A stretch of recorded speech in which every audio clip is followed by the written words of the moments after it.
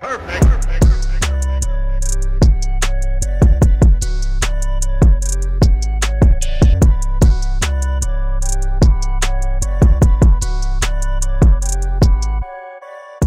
GXT 180 Kusan is an affordable gaming mouse priced at around €40 or around $45 US.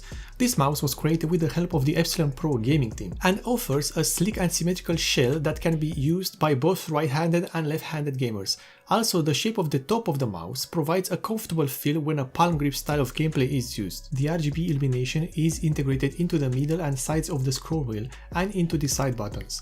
The last RGB element to be present on this mouse is at the back. The Trust Gaming GXT logo and name branding is also illuminated in the same color as the rest of the mouse. There are only two side buttons available for the Kusan, and by default these are configured as backwards and forward in Windows Explorer or any browser. The DPI switch is placed above the scroll wheel in the middle of the mouse. The button itself is not illuminated and it is almost flush with the casing of the mouse. The underside of the mouse is simple. The surface contact is being done with the 3 Teflon skid pads that are glued on the case. The front side uses a single white pad while the back of the mouse has 2 standard skid pads installed. This layout and overall shape has been used before in plenty of other models and provides a good platform for the mouse to slide on. The side buttons are easy to press and provide a good tactile feedback. However, the most forward button can be a bit out of reach. This depends on the size of your hand. In my case, for example, I had to ever so slightly lift my hand so I could press the button. The scroll wheel has a smooth rotating motion with solid steps. The main disadvantage of this scroll wheel is the lack of any indent that can increase grip.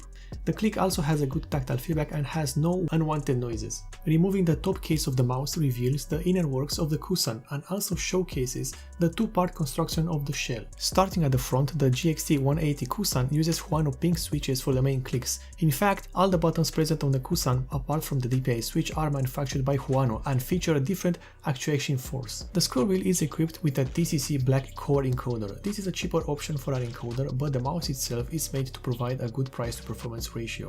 Moving on to the other side, we can see that the scroll wheel click is done by a white Huano switch. The two and only side buttons present on the GXT 180 Kusan are also using Huano white switches. Quite a surprise given that many mice models use generic elevated switches for the side buttons. And of course, peeling that black tape reveals a hidden unused LED next to the PixArt 3325 optical sensor that equips the mouse. This means that the PCB is shared across multiple models to reduce the manufacturing costs. Speaking of reducing costs, the top part of the case is surprisingly rigid with metallic inserts. In fact, I can press quite hard on the top of the case, that being the weakest point, and I can hear no squeaks or feel the plastic cracking. The connectivity of the mouse is done through a gold-plated USB 2.0 connector that features no cap or cover. The only element that is present on said connector is the GXT name branding stanced on both sides. The cable of the Kusan is flexible but has no sleeving whatsoever. However, the good flexibility compensates the lack of sleeving.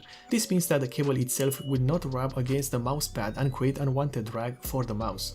One feature included on this cable is a Velcro strap that is used to keep the cable tightly packed or to keep together the excess cable. The software of the Kusan is simple and provides the basic functionalities of the mouse. This includes creating up to 4 custom profiles, changing the mapping of the buttons and the DPI value of the sensor. The color of the LEDs can also be configured. In addition, once all the profiles are saved, the software is no longer needed because the Kusan has an onboard memory module. My overall gaming experience with the Kusan was good. The PixArt 4325 optical sensor has a good performance, especially at this price point with good tracking and lift-off distance.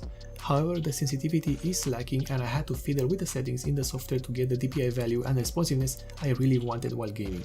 The shape of the mouse offers a pleasing and comfortable experience, and the 3 Teflon skid pads provide a great platform for the mouse to sit on and glide on. As a complete package, the Trust Gaming GXT 180 Kusan, that's a long name, is a good affordable gaming mouse with basic features and RGB implementation. The Kusan also provides good components starting from the Huano switches and the optical sensor, a department where many companies will cut the costs in favor of looks or marketing. Based on more than 2 weeks of using this mouse as a daily, I can recommend it to anyone that is looking for a cheaper gaming mouse that is around the $40 or euros range.